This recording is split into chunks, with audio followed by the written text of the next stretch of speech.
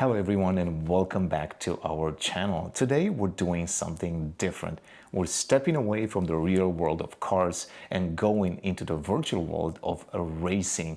As you can see right here, I have a really nice sim racing setup. So in this video, I'm going to tell you a lot about this setup, but also I'm going to tell you my story with sim racing and how it got started. So let's dive right in.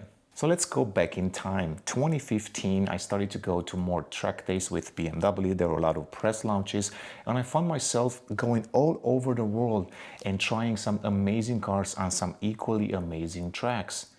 There was a caveat though, there was never enough time to really learn these tracks. The events are really packed and you really only have a little bit of time with the car on the track. So most of the time you're really spending learning the track, and by the time you do that, you realize that the event is over. On top of that, if you have to film an in-car review, that makes things even more challenging. So at that time, I was thinking, what if I set up my own sim racing rig at home and kind of practice before I even go to these tracks? So that's the idea that was initially in my mind. Later on, sim racing became such a global phenomenon, not only because the technology has advanced so quickly, but also because of COVID, which absolutely accelerated the adoption of sim racing all over the world. So for the last few months, I've been trying to figure out how to convince my wife to let me set up my own sim racing at home right here in my man cave. And that was not an easy task. Maybe some of you can relate to this, but if you don't, let me tell you this is going to cost me quite a bit in vacation time. I started doing my own research, and then of course I realized that I spent quite a lot of time with the BMW M4 GT3 and M4 GT4, and I've talked about the equipment in that car, including the steering wheel.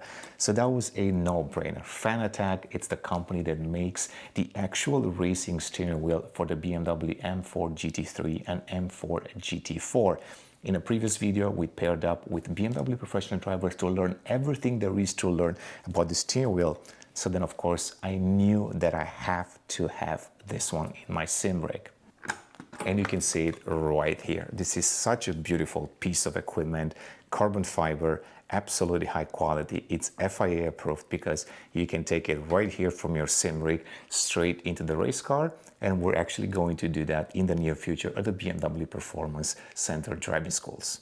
If you're serious about sim racing, then you need to pair this beautiful steering wheel with a proper wheelbase, also known as a direct drive. So once again, we have Fanatec right here, and I decided to go for the Fanatec Clubsport. The Fanatec Clubsport DD delivers a stable 12 Newton meters of torque. It has a quick response with a high slew rate and reliable cooling. Fanatec offers quite a few options. You have the Clubsport lineup. You also have the Podium lineup with the DD1 and DD2, which are geared towards even more professionals, offering 20 and 25 Newton meters of torque. There is also a Clubsport DD Plus, which builds on top of this one, offering 15 Newton meters of torque. For a beginner sim racer, I believe 12 Newton meters of torque, it's more than enough.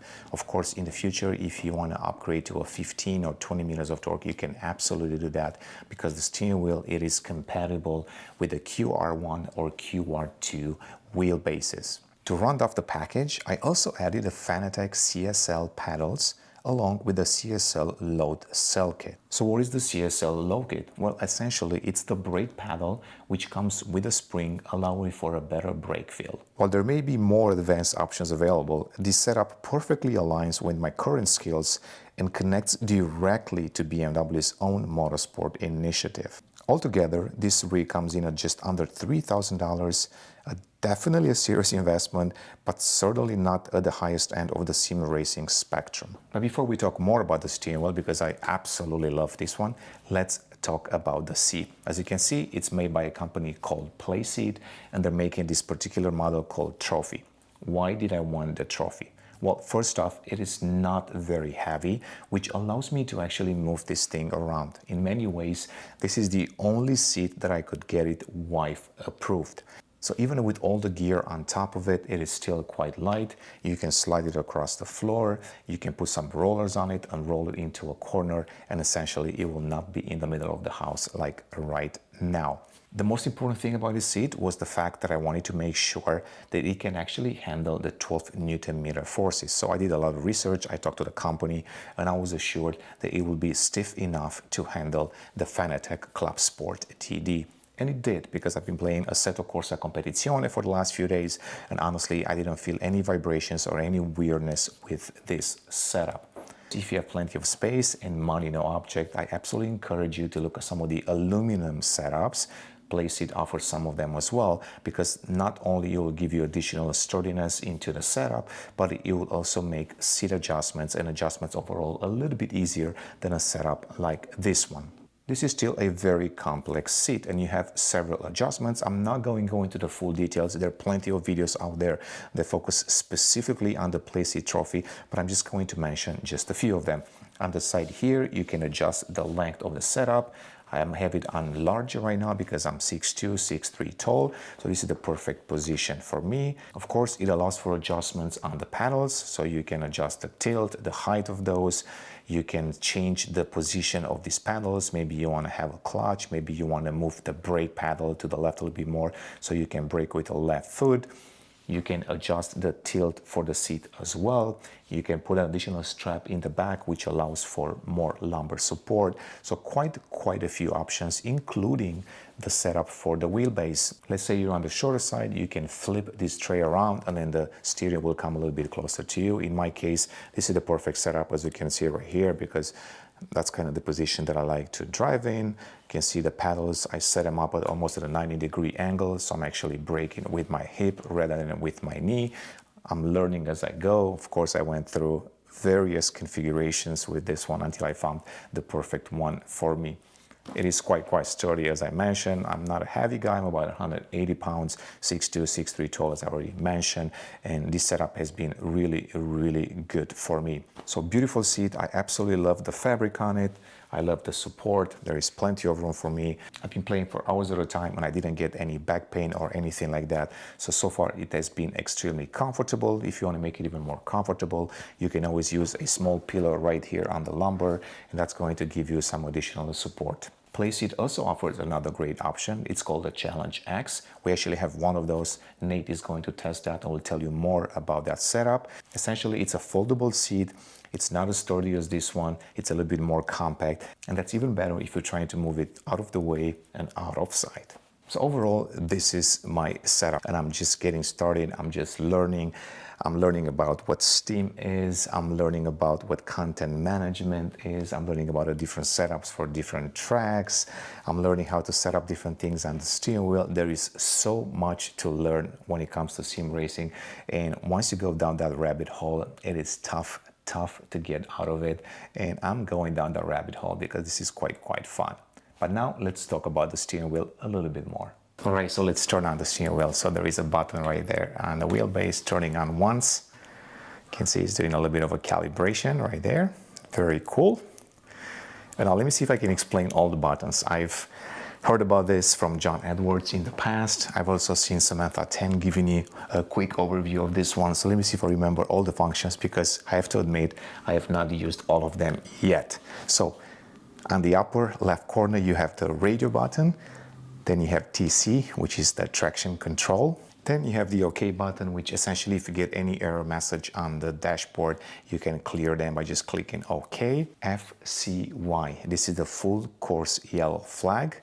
And then you have DRK. I'm not sure if you can guess this one. It's the drink function. Then on the upper right corner, you have the high beam, so high right there. You have the ALS, which essentially, from what I recall, if the car is on the air jacks, you're not able to start it, but if you push that, then it will actually allow you to start the car. I'm not sure why, but I guess there is a reason for that. Then you have the whip, which is essentially the windshield wiper, one swipe only. Then you have PSL, which is the pit speed limiter. And then of course you have the neutral button right there. Let's continue with the wipers. You have the speed of the wipers. You can control that right there. This is the engine mapping, so you can change the engine mapping quickly by just doing this. Same thing when it comes to ABS as well. Of course, you can customize the steering wheel quite a bit. If I recall, every single game is offer you a screen where you can go and customize all these buttons. You can change functions, you can assign them in the right spot, or you can simply just change that order if you want to. Right there, you also have this switch, which essentially allows you to control the traction control on the fly. The steering wheel comes with these two amazing magnetic shift pedals. They sound great, they feel great. I absolutely love them. I wish we get them in regular BMWs as well. Right below them, you have the clutch, so you can use that as the clutch. And surprising enough, this steering wheel also comes with blinkers. So you can actually control the blinkers through these two buttons on the top right there. So this is the overall steering wheel. Of course, it's got a quick release, so you can quickly take this out from your sim rig into the racing car or vice versa. You simply pull down onto this thing right there. It pulls out, and as you can see, it's got the QR2 connector. There used to be a QR1 connector, which, while was still very, very good, it wasn't as good as QR2, which brings additional benefits. The best part of the steering wheel, if you want to use a different wheelbase from another company, you can absolutely do so, but I absolutely recommend staying with Fanatec because they're meant to work together quite nicely. Now, let me fire up a game and let me show you a little bit of the racing in Assetto Corsa Competizione, because I started with this one. It's more of a entry-level game for a lot of people. It's got some amazing cars in it. You can get the GT3s. BMW has been very, very successful with that. So I look forward to practicing more with the BMW M4 GT3, but also with the BMW M4 GT4, because that's more of a normal race car, something that anyone can learn how to drive. This is why we went to the BMW driving school in Palm Springs, because they have a GT4 program. So we had a chance to actually try this car on the track, but now it's time to try it in the virtual world. So how about we start with the BMW M4 GT4 around the iconic Laguna Seca. All right, so let's do a lap on Laguna Seca. As you can see, beautiful graphics. I'm on an LG 77-inch. If you want a pro setup, of course, you can go with a triple screen. That's always best, but I can still adjust the height of the camera. I can adjust the depth. I can adjust the side mirrors as well, so I can see more in that. But that's something that I'm gonna go through as I learn more about this game. But for now, let's do just a quick lap. I'm not gonna go crazy. I'm not gonna be that good on this track yet, but hey, let's see what it can do. All right, first gear, here we go. I love these magnetic panels. I mean, the steering feels so great. There we go.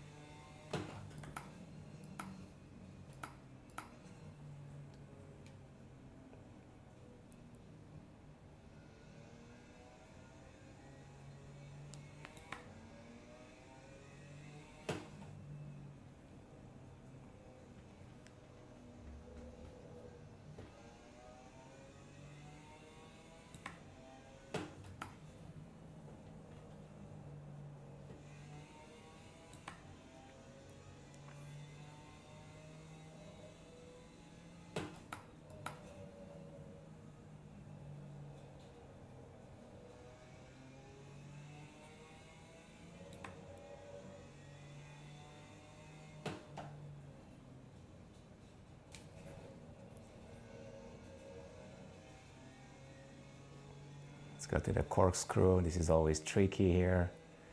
Brake early, downshift, second gear.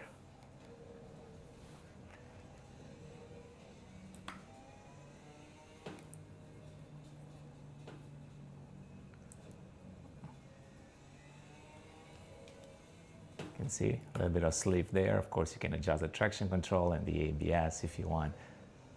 Okay, decent left, not the best, but you get the idea.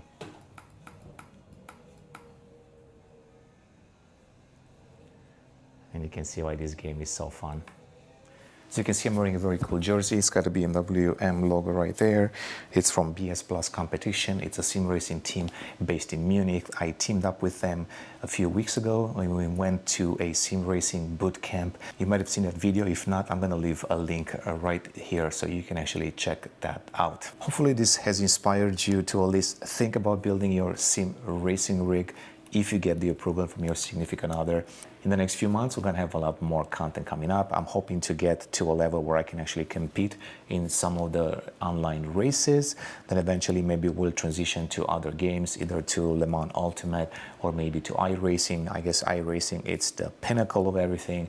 That's where all the pros are going to, and I'm going to try that in the future as well. But for now, ACC, Assetto Corsa Competizione, it is good enough for me. I love the graphics, I love the realism of it, and of course all this change that you can make to the game and to the setup as well. I'm gonna keep playing around with the brake because I still not fully adjusted. I want to adjust the brake power a little bit differently so I don't have to push too much on it. But other than that, this is a pretty nice setup. I still want to decide if I'm gonna brake with my left or with my right foot. There is a debate going on that. I've tried both.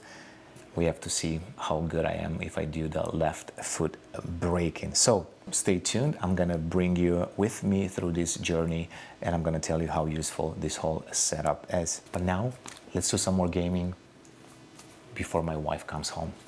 Thanks for watching.